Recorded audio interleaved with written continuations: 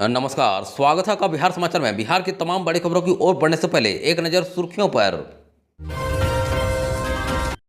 सर्वे में नहीं होगा किसी को दिक्कत, बोले मंत्री। जमीन पर जिसका कब्जा वही माना जाएगा रैयत। पैसे मांगने वाले को टांगने का काम करेगा दिलीप जायसवाल। राज्यसभा की सभी 12 सीटों पर निर्विरोध उपचुनाव। बिहार से मनन कुमार मिश्रा और उपेंद्र कुशवाहा निर्वाचित।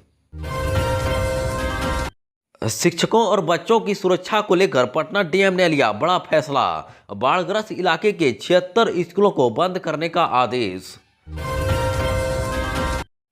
T20 वर्ल्ड कप के लिए भारतीय खिलाड़ियों का ऐलान। इन 5 प्लेयर्स को टीम में मिली जगह।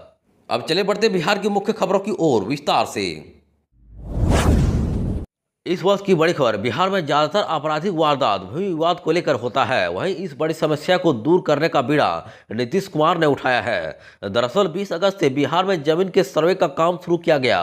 वहीं सर्वे का काम जुलाई 2025 तक पूरा किया जाएगा। भूमि का सर्वेक्षण होने से जमीन से जुड़े झगड़े कम होंगे। वहीं जमीन का डिजिटल डाटा तैयार होने से इसका फायदा सीधे तौर पर बिहार के लोगों को मिलेगा। दरअसल बिहार के राजस्व एवं भूमि सुधार मंत्री दिलीप जायसवाल ने यह साफ कर दिया कि जमीन पर जिसका कब्जा होगा उन्हीं को रैयत माना जाएगा। वहीं भूमि के सर्वे से किसी को कोई दिक्कत नहीं होगी। उन्होंने यह कहा कि यदि कोई जमीन के सर्वे में पैसा मांगता है तो इसकी शिकायत हमसे कीजिए, उसको टांगने का काम हम करेंगे। दरअसल 22,000 गांव में ग्राम सभा लगाया जा चुका है। उसमें वहां के मुखिया, पंचायत समिति व वार्ड सदस्य को कहकर पूरे गांव के लोगों को इकट्ठा करके बताया है कि इसमें बहुत ज़्यादा चिंता करने की आवश्यकता नहीं है। वहीं सारा कागजात हमारे पोर्टल पर राजस्व कर्मचारी के पास उपलब्ध है। यदि किसी तरह की कागजात की कमी होगी तभी हम उसकी मांग करेंगे। वहीं कागजात को बनाने के लिए समय दिया जाएगा। उन्होंने कहा कि गाँव में होता है कि परिवार के सभी लोग अपनी अपनी जमीन को आपस में बांट लेते हैं। वह जमीन उनके कब्जे में रहता है। ऐसी परिस्थिति में चिंता करने की जरूरत नहीं है। वंशावली और आपस में जो सहमति बना कर देंगे वही जमीन हम सर्वे में चढ़ाएंगे। यदि किसी के पास कोई कागजात नहीं है उन्हें कागजात बनाने के लिए पूरा समय दिया जाएगा। दरअसल राज्यसभा की सभी 12 सीटों पर निर्विरोध उपचुनाव में बिहार से मनन कुमार मिश्रा और उपेंद्र कुशवाहा निर्वाचित हुए। वहीं बीजेपी के 9 और कांग्रेस के 1 और एनसीपी के 1 और राष्ट्रीय लोक मोर्चा का 1 उम्मीदवार निर्विरोध निर्वाचित हुए हैं। अब बता दें कि राज्यसभा उपचुनाव के लिए 21 अगस्त तक नामांकन पत्र भरा गया। वहीं नामांकन वापस लेने की तिथि 27 अगस्त थी। दरअसल 30 सितंबर की सुबह 9 बजे से 4 बजे तक मतदान होना था, लेकिन नामांकन वापस लेने की आखिरी 27 अगस्त को ही सभी 12 सीटों पर निर्विरोध उम्मीदवारों को चुन लिया गया है। अब बता दें कि लोकसभा चुनाव में जीत हासिल करने के बाद सदस्यों के इस्तीफे के बाद राज्यसभा की कई सीटें खाली हुई थी। वहीं 9 राज्यों में 12 सीटें राज्यसभा की खाली हुई थी, जिसमें से बिहार, असम, मध्य प्रदेश, राजस्थान, तेलंगाना, उड़ीसा, त्रिपुरा, हरियाणा की 2, महाराष्ट्र की 2 और असम की 2 सीटों पर होने वाले उपचुनाव से पहले ही सभी उम्मीदवार निर्विरोध चुने गए। दरअसल राज्यसभा चुनाव में जीत हासिल करने वाले कांग्रेस के उम्मीदवार अभिषेक मनु सिंघवी हैं, जिन्होंने तेलंगाना से जीत दर्ज की है। वहीं महाराष्ट्र से एनसीपी अजित पवार के नितिन पाटिल और बिहार से राष्ट्रीय लोक मोर्चा के अध्यक्ष उपेंद्र कुशवाहा निर्विरोध चुनाव जीत गए हैं। वहीं बीजेपी के बिहार से मनन कुमार मिश्रा, बीजेपी के असम से मिशन रंजन दास और रामेश्वर तेली और हरियाणा से बीजेपी के किरण चौधरी और मध्य प्रदेश से केंद्रीय मंत्री जॉर्ज कुरियन और महाराष्ट्र से धैर्यशील पाटिल और उड़ीसा से ममता मोहंता और राजस्थान से रवनीत सिंह बिट्टू और त्रिपुरा से राजीव भट्टाचार्य निर्विरोध जीते हैं। इस वक्त की बड़ी खबर, पटना स्थित गंगा नदी में जलस्तर बढ़ने से कई इलाकों में बाढ़ का पानी घुस गया है, जहां के स्कूलों में भी पानी भर गया है। इसके बावजूद शिक्षक बच्चों को पढ़ाने के लिए स्कूल नाव से जाते थे, लेकिन दानापुर में एक शिक्षक की गंगा नदी में डूबने से मौत के बाद शिक्षक काफी खौफ में हैं और बिना लाइफ जैकेट के सरकारी नाव पर चढ़ने से परहेज कर रहे हैं। दरअसल शिक्षकों और बच्चों की समस्या को देखते हुए पटना डीएम ने पटना जिले के बाढ़ग्रस्त इलाकों में चल रहे 76 स्कूलों को पठन पाठन फिलहाल बंद कर दिया गया है। अब बताया जाए कि शनिवार तक इन स्कूलों को बंद किया गया है। वहीं बाढ़ बख्तियारपुर, दाना मनेर, फतुहा, मोकामा और पटना सदर के कई स्कूलों को बाढ़ के कारण बंद किया गया है। दरअसल दानापुर में एक शिक्षक की गंगा नदी में डूबने से मौत से गुस्साए लोगों ने यह फैसला लिया है और कहा कि घाट पर नाव की व्यवस्था तो कर दी गई है, लेकिन लाइफ जैकेट मुहैया नहीं कराया गया है। वहीं गंगा का जलस्तर काफी बढ़ा हुआ है, जिसके कारण तेज लहर और उफान देखा जा रहा है। वहीं ऐसे में नाव पर चढ़ना खतरे से खाली नहीं है। वहीं जब तक लाइफ जैकेट की व्यवस्था नहीं की जाएगी वे नाव से यात्रा नहीं करेंगे, अपनी जान जोखिम में नहीं डालेंगे। वहीं जान है तो जहान है। वहीं शिक्षकों के इस विरोध के बाद शिक्षा विभाग ने बाढ़ग्रस्त इलाकों के स्कूलों को बंद करने का आदेश दे दिया है।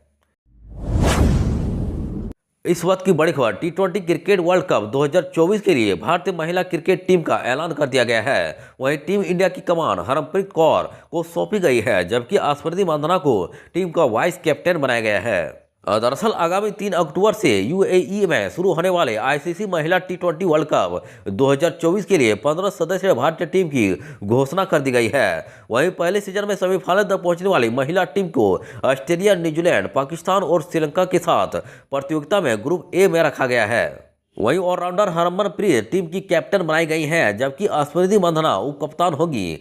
अब बता दें कि इस टूर्नामेंट के 23 मैच दुबई में होंगे। वहीं 17 अक्टूबर को पहला और 28 अक्टूबर को दूसरा सेमीफाइनल मैच खेला जाएगा। वहीं सेमीफाइनल और फाइनल दोनों के लिए एक रिजर्व डे है। वहीं टी20 वर्ल्ड कप का फाइनल मैच 20 अक्टूबर को खेला जाएगा, जबकि 4 अक्टूबर को भारत का पहला मुकाबला न्यूजीलैंड के साथ होगा।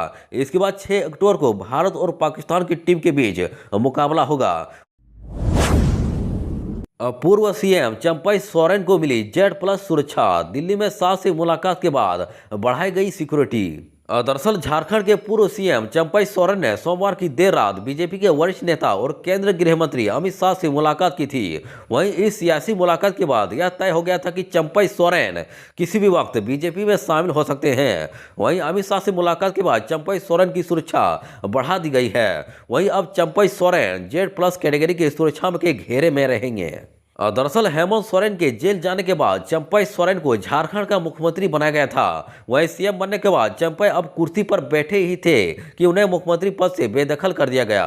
वहीं हेमंत सोरेन को बेल मिली और जेल से बाहर आते ही हेमंत ने सत्ता की बागडोर फिर से अपने हाथ में ले ली थी और न चाहते हुए भी चंपई सोरेन को मुख्यमंत्री की कुर्सी छोड़नी पड़ी थी। अब बता दें कि चंपई सोरेन ने तो उस वक्त खुलकर कुछ भी नहीं कहा था, लेकिन मुख्यमंत्री की कुर्सी छीन जाने से आहत चंपई ने आखिर हेमंत सोरेन का साथ छोड़ दिया और अब बीजेपी के साथ जाने वाले हैं। वहीं चंपई सोरेन दिल्ली में कैंप कर रहे हैं। बता दें कि सोमवार की देर रात चंपई सोरेन और असम के मुख्यमंत्री हेमंता बिस्वा शर्मा ने केंद्रीय गृह मंत्री अमित शाह से मुलाकात की। छाता लेकर ही घर से निकले, बिहार में आज कहां कहां बारिश के आसार, आईएमडी ने बताया। दरअसल पटना सहित प्रदेश में मंगलवार से ही मौसम का मिजाज बदल गया। वहीं इस दौरान पटना में जहां हल्की बारिश हुई, वहीं 13 जिलों में हल्के स्तर की बारिश हुई है। वहीं मौसम विभाग के अनुसार बुधवार को छपरा, भोजपुर, वैशाली, भागलपुर, मुंगेर और बांका जिले के 1-2 स्थानों पर भारी बारिश की संभावना है। अब बता कि उत्तर पश्चिम और दक्षिण पश्चिम और पटना सहित दक्षिण मध्य भागों के 1-2 स्थानों पर गरज और तड़क के साथ हल्की बारिश होने के आसार हैं। इधर मौसम का मिजाज बदलने के कारण अधिकतम तापमान में गिरावट आई।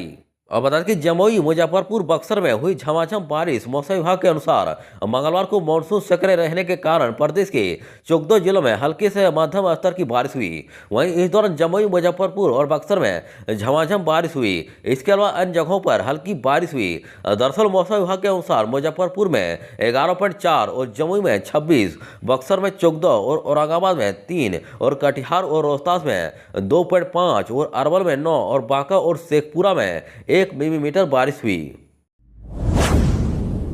युवाओं के लिए अच्छी खबर, साल में 4 बार निकलेगी रेलवे में बहाली। दिसंबर तक 61,000 से अधिक पदों पर वैकेंसी।